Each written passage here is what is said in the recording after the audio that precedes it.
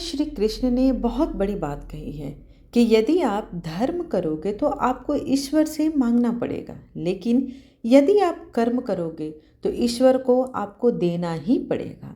सुप्रभात दोस्तों, आप समस्त श्रोतागण का आपके YouTube चैनल जीवन अमृत पर हार्दिक अभिनंदन है।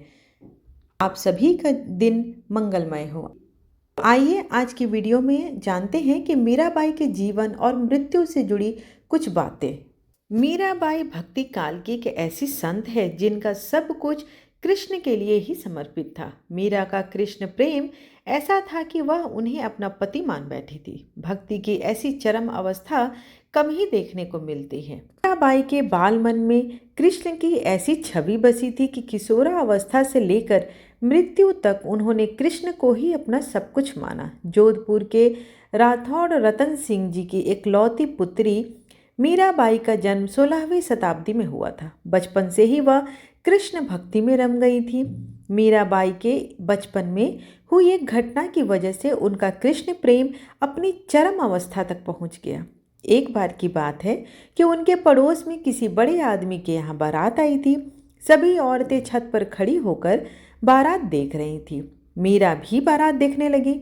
बारात को देख मीरा ने अपनी माता से पूछा कि माँ, मेरा दूल्हा कौन है?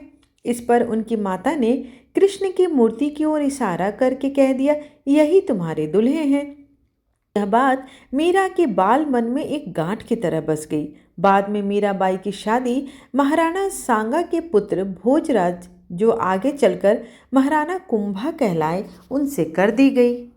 इस शादी के लिए पहले तो मीराबाई ने मना कर दिया, लेकिन जोर देने पर वह फूट फूट कर रोने लगी। शादी के बाद विदाई के समय वे कृष्ण की वही मूर्ति अपने साथ ले गई जिसे उनकी माता ने उनका दूल्हा बताया था।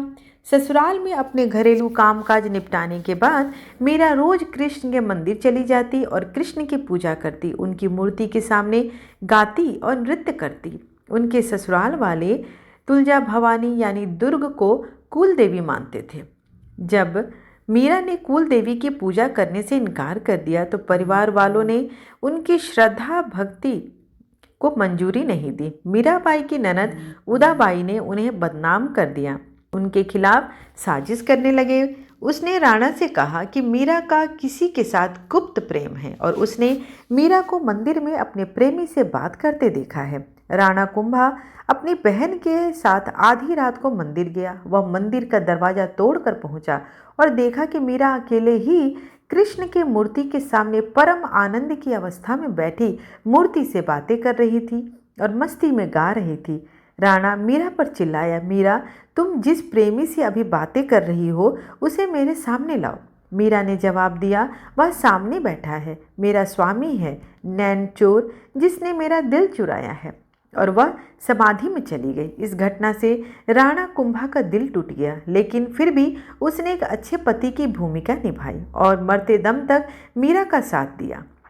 आगे मीरा को राजगद्दी की ओर कोई भी चाह नहीं थी। फिर भी राणा के संबंधी मीरा को कई तरीके से सताने लगे। कृष्ण के प्रति मीरा का प्रेम शुरुआत में बेहद निजी था, लेकिन बाद में कभी कभी मीरा के मन में प्रेम आनंद इतना उमड़ आता कि वह आम लोगों के सामने और धार्मिक उत्सवों में भी नाचने गाने लगती थी। वे रात में चुपचाप चित्तौड़ के किले से निकल जाती थी और नगर में चल रहे सत्संग में हिस्सा लेती थी।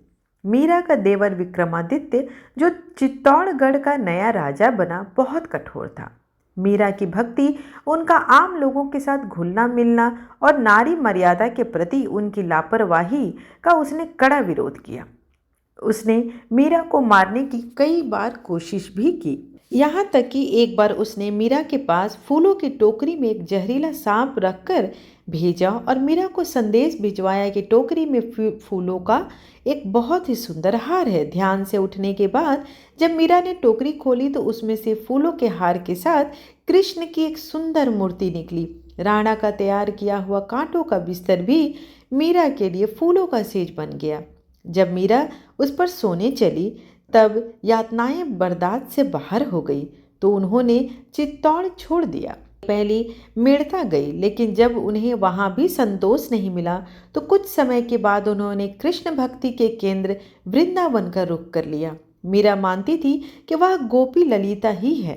जिन्होंने फिर से जन्म लिया है। ललिता कृष्ण के प्रेम में दीवानी थी। मीरा ने अपनी तीर्थ यात्रा जारी रखी। वे एक गांव से दूसरे गांव नाचती गाती पूरे उत्तर भारत में घूमती रहती। माना जाता था कि उन्होंने अपने जीवन के अंतिम कुछ साल गुजरात के द्वारका में भी गुजारे थे। ऐसा कहा जाता है कि दर्शकों की पूरी भीड़ के सामने मीरा द्वारकाधीश की मूर्ति में समा गई। शरीर, मन और बहुत सारी भावनाओं से बना है। यह वजह है कि अधिकांश लोग अपने शरीर, मन और भावनाओं को समर्पित किए बिना किसी चीज़ के प्रति खुद को समर्पित नहीं कर सकते।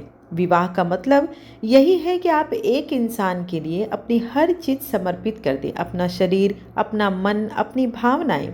आज भी कई लोग के लिए यह समर्पण शरीर, मन और भावनाओं के परे है। एक ऐसे धरातल पर पहुंच गया जो बिल्कुल अलग था, जहां यह उनके लिए परम सत्य बन गया था। ऐसे लोगों में से एक मीराबाई थी, जो कृष्ण को अपने पति मानती थी और उन्हें ही अपना सर्वस्व निछावर कर चुकी थी।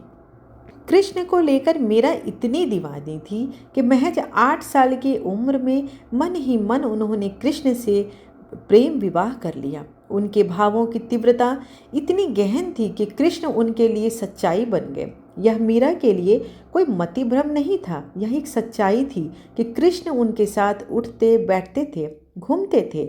ऐसे में मीरा के पति को उनके साथ दिक्कत होने लगी, क्योंकि वह हमेशा अपने दिव्य प्रेमी के साथ रहती थी। इस प्रकार मीरा ने अंत समय में भगवान की मूर्ति में अपने आप को समर्पित कर दिया और मूर्ति में विलीन हो गई थी।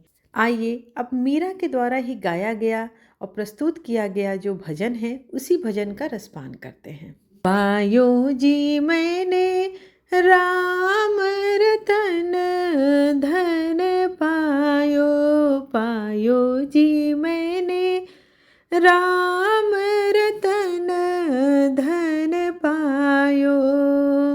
वस्तु अमोलिक दी मेरे सतगुरु, वस्तु अमोलिक दी मेरे सतगुरु।